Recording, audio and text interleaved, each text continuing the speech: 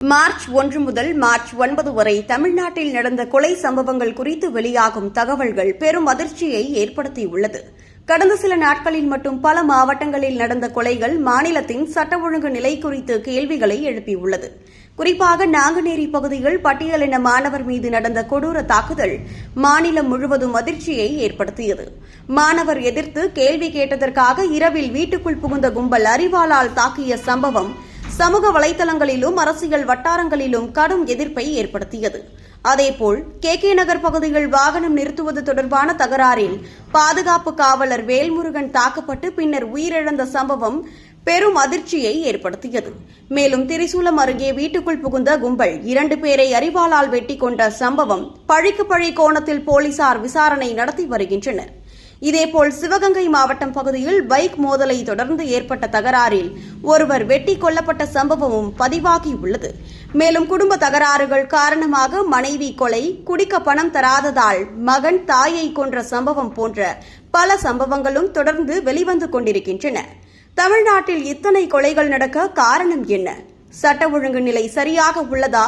அரசாங்கம் கூறும் இரும்பு கரம் எங்கே என்ற கேள்விகள் சமூக வலைதளங்களில் எழுந்து வருகின்றன. குறிப்பாக முதலமைச்சர் மு.க.ஸ்டாலின் தலைமையிலான அரசை எதிர்த்து அரசியல் தரப்பினரும் விமர்சனங்களை முன்வைத்து வருகின்றனர். இதுகுறித்து பொதுமக்களிடம் கருத்து கேட்டபோது பலரும் கவலை தெரிவித்து உள்ளனர். இப்போது தினமும் ஒரு மாவட்டத்தில் ஒரு சம்பவம் வெளியாகி வருகிறது. இது சாதாரண விஷயம் இல்லை. சட்ட ஒழுங்கு நிலை குறித்து அரசு தீவிரமாக கவனம் செலுத்த வேண்டும் என்று கூறியுள்ளனர்.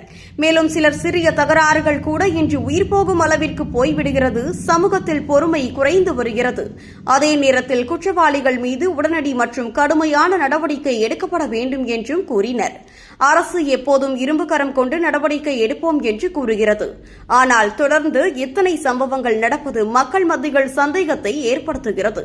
குற்றவாளிகளுக்கு பயம் இருக்க வேண்டும். அதற்காக போலீசார் இன்னும் கடுமையாக செயல்பட வேண்டும் என்று தெரிவித்துள்ளனர். சாதி தகராறு, குடும்ப தகராறு, சிறிய சண்டைகள் கூட இன்று கொலைகளாக மாறி வருகிறது.